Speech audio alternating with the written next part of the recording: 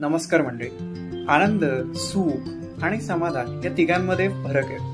बऱ्याचदा तो लक्षात येत नाही. मात्र त्यातला एक पैलू मी सांगणार आहे. बघा, जर क्षणिक आनंद असं म्हणत असू तर काही वेळासाठी एखादी गोष्ट मिळणं क्षणिक आहे.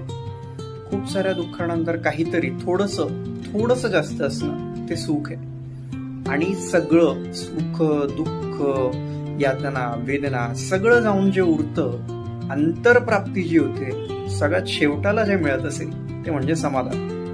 मात्र हे सगळं मिळवताना एक प्रोसेस असते. ती वेगवेगळ्या पद्धतीनं मानसशास्त्रात सांगितली आहे. पण एक गमतीशीर असा रिसर्च मी सांगतोय. हार्वर्ड युनिव्हर्सिटीनं 75 वर्ष काही माणसांचा रिसर्च केलाय. 75 वर्ष. त्यात काही माणसं जगली, काही माणसं वारली. आणि जी जगली ती का चांगली जगली, किंवा जी वारली जरी असली पण ती चांगलं जगून वारली, अशा माणसांचा तो रिसर्च आहे.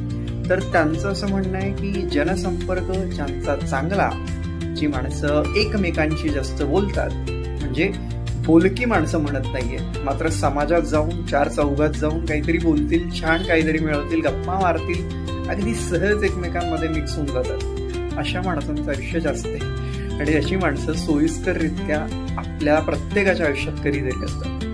हा, निदान आपल्याला खूप सारं म्हणजे जनसंपर्क किंवा सोशलिस्ट होता येईल की नाही माहित नाही, पण निदान दिसणाऱ्याला निदान काहीतरी बोलावं, हसता येईल, असं काहीतरी बोलावं. एक कविता आहे, त्यात तो कवी असं म्हणतो, विडवर्ड, की have you earn your tomorrow, म्हणजे तुम्ही तुमचा उद्या कमावलाय का? तर नाही की हो, याचं उत्तर तुमच्याकडे असतं.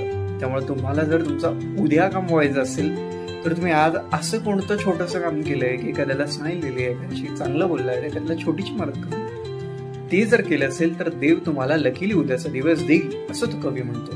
मला तीच गोष्ट आठवते. Have you earn your tomorrow. विचार करण्यासारखी गोष्ट आहे ना.